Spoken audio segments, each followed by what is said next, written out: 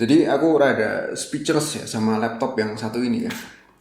Ini laptop ukurannya cuman 10 inch-an, tepatnya 10,8 inch. Ya, di saat yang lain pada sibuk ngeluarin laptop ukuran 14 inch ke atas, si Cuy malah ngeluarin kucing. Si Cuy malah ngeluarin laptop ukuran 10 inch-an ya. Ini laptopnya aku taruh di atas aja biar kelihatan ya. Dan gak cukup di situ aja, jadi layarnya ini resolusinya 2K ya, resolusinya 2K. Jadinya ya secara visual kelihatan tajam. Layarnya juga support touchscreen, bisa dilipat, bezelnya tipis, bahkan bodinya ini metal.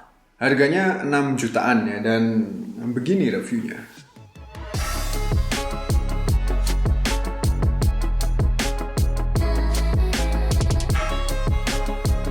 Kemasannya simple, di dalam box terdapat sang laptop sama chargernya, ada buku-buku manual ya. Buku manualnya nyempil di dalam sini nyata, tadinya aku cariin nggak ada.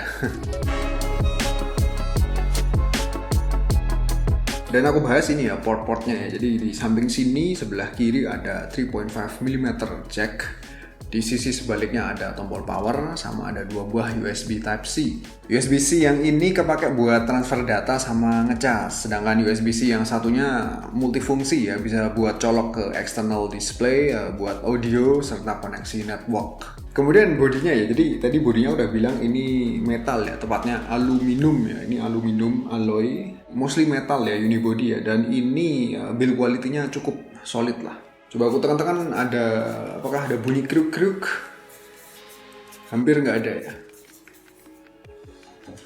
Yang aku suka permukaan bodinya nggak cepat dekil ya. Dari segi desain aku demen, sangat compact, ketika dilipat juga tergolong slim ya. Ketebalannya 1,1 cm pada sisi tertipis ya. Intinya nikmat untuk dikantongin di tas, buat traveling juga maknyus, agak menuhin tempat pastinya. Dan dimensinya yang chibi tentu cocok buat dipakai laptopan di pesawat ya, misalnya ya kan, di pesawat buat jadinya tray-nya tuh cilik ya, sempit ya.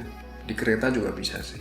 Ya ukuran yang mini karena ya layarnya juga mini ya, layarnya juga mungil. Dan ini aku demen layarnya yang bezelnya tipis ya. Ini sisi kanan, kiri, bahkan atas simetris bezelnya.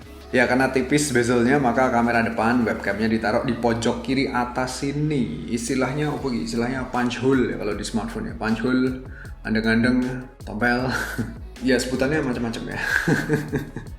Dan pada laptop penempatan webcam kayak gini tentu unusual ya, nggak biasa ya. Dari segi visual agak ganggu karena display yang seharusnya tampil jadi nggak ada ya, kelihatan bolong. Dan ketika webcaman juga rada awkward karena posisi kamera yang kagak di tengah ya, sehingga kudu melirik-melirik gini ya kalau pas lagi webcaman ya, lagi zoom misalnya. Dan tidak terdapat support Windows Hello juga, jadinya nggak bisa pakai face unlock via webcamnya. Namun good newsnya adalah untuk webcamnya, kamera depannya punya hasil capture video atau foto yang baik ya. Ya aku kasih 2 jempol lah. Biasanya kan webcam laptop kualitasnya buluk, nggak banget, tapi ini nggak ya. Tentu nggak malu-maluin buat dipakai meeting online. Tes webcamnya si Cuy Minibook X ya. Kayak gini ya, wajahku kelihatan ganteng ya.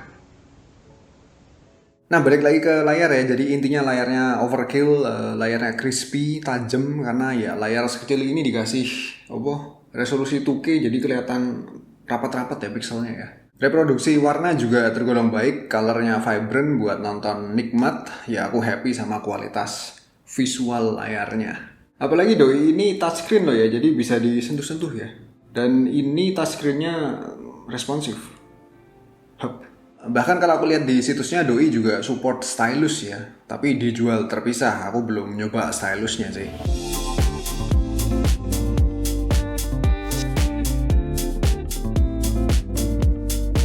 Dan gak cuma itu aja, jadi layarnya ini bisa dilipat ya.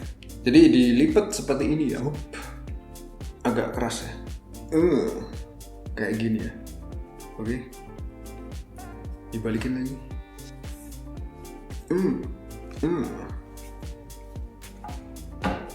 Jadinya ya posibilitasnya banyak ya. Mau dipakai ala-ala tablet tentu bisa, misal lagi nonton dilipat kayak gini. Buat presentasi juga lebih enak disawang pada posisi kayak gitu. Dan seperti yang bilang tadi, layarnya overkill ya. Overkill tuh apa sih? Overkill tuh turah-turah ya untuk laptop sekecil ini dengan resolusi setajam kayak gini bahkan bisa dilipat, dan sekarang kedip-kedip ya.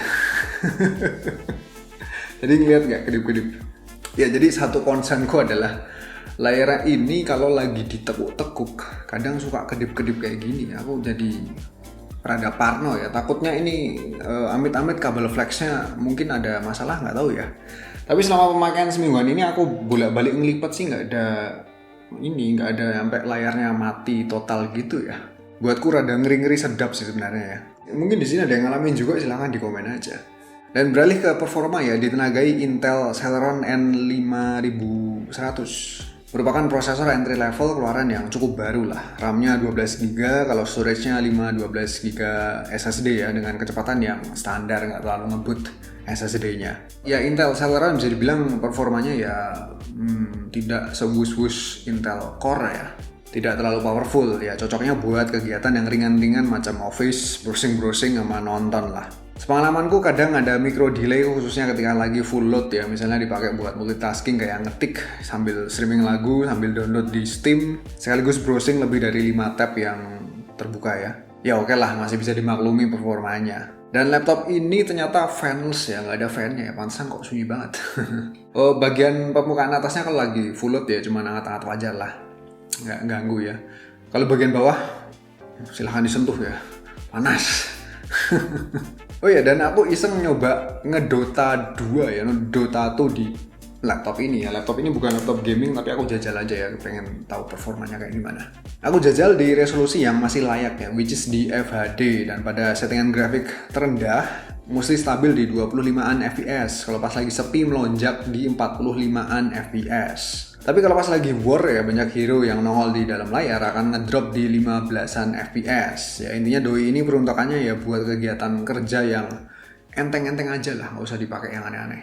Ya browsing ngetik udah enak lah di sini ya pokoknya ya.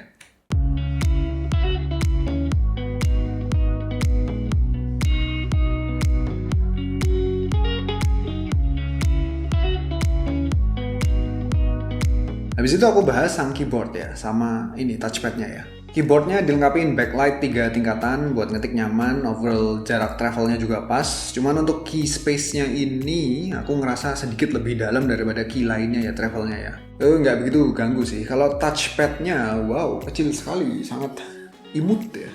Buat tanganku ini terlalu chibi. Permukaannya licin, cukup lincah untuk bernavigasi, namun fungsi kliknya ini keras ya. Jadi aku kadang kalau lagi browsing prefer pakai mouse bluetooth aja ya biar PW ya. Dan terakhir baterai ini klaimnya ngecas dari 0 sampai 70% butuh waktu cuma sejam. Nah, pas aku cas aku nggak pantengin secara bertahap sih. Intinya dari 0 sampai full butuh waktu 2 jam.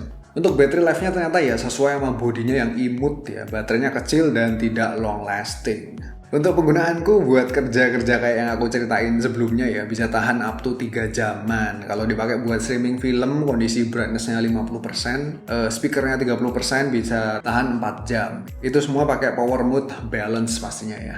Dan ngomong soal speaker, mau dengerin kualitas audionya, ini audionya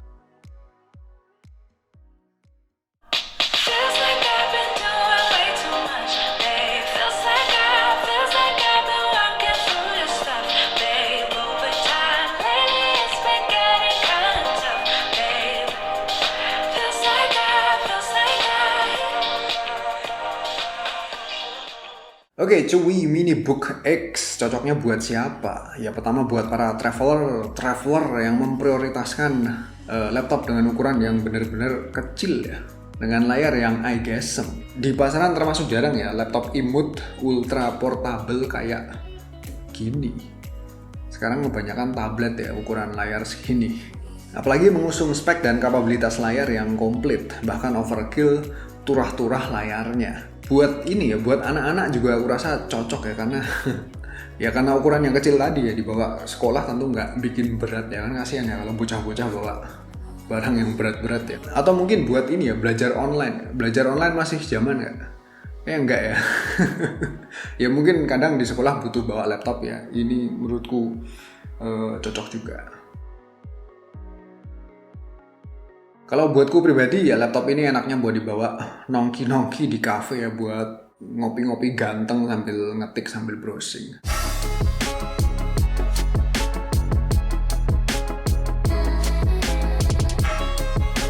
Dan gitu aja review si Chewy Mini Book X ya. Masih udah nonton ya. Kalau berfaedah silahkan di like ya, di subs juga ya. Aku akan sangat bahagia ya.